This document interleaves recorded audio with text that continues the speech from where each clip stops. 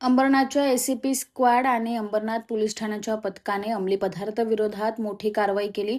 या कारवाईत तब्बल 271 ग्रॅम एमडी ड्रग्जसह 20 लाख रुपयांची रोकड हस्तगत करण्यात आली। तर 4 पुरुष आणि 2 महिलांना अटक करण्यात आली असून 4 आरोपी फरार आहेत।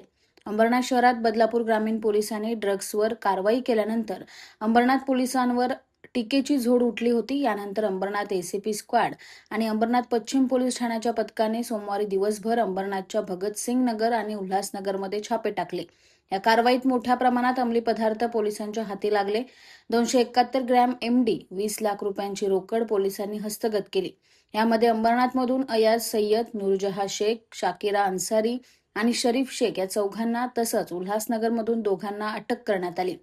तर नियाज सय्यद यांच्यासह 4 आरोपी फरार असून त्यांचा शोध सुरू असल्याची माहिती पोलीस उपायुक्त सचिन गोरे यांनी दिली आहे। काल रोजी उल्हासनगर झोनमध्ये एकूण 2 ठिकाणी आपण कारवाई केलेली आहे। यामध्ये अंबरनाथ एसीपी ऑफिस स्टाफ आणि अंबरनाथ पोलीस स्टेशन यांनी भगतसिंग नगर येथे ही कारवाई केलेली आहे। यामध्ये एकूण 33 ग्राम एमडी आणि 20,17,000ची कॅश रोकड जी आहे ती जप्त करण्यात आलेली आहे। यामध्ये एकूण 2 पुरुष आणि 2 महिला आरोपींना आम्ही अटक केलेलं आहे।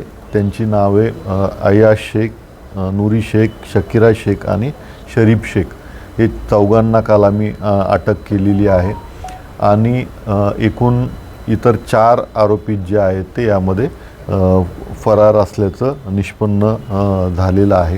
याच पथकाने सेंट्रल पोलीस स्टेशन हद्दीमध्ये पण कारवाई केलेली आहे। त्यात एकूण 238 ग्राम एमडी हा जप्त करण्यात आलेला आहे। त्यामध्ये एकूण 2 आरोपी आहेत। यात एक आरोपी जो आहे तो कल्याणचा आहे आणि दुसरा मध्यवर्ती पोलीस स्टेशन अंतर्गत आहे। त्यांनाही काल रात्री आपण अटक केलेली आहे। अशा पद्धतीने एकूण काल 2 कारवाया करण्यात आल्या असून जवळपास 31 लाख रुपयाचा मुद्देमाल दोन्ही कारवायांमध्ये आपण जप्त केलेला आहे।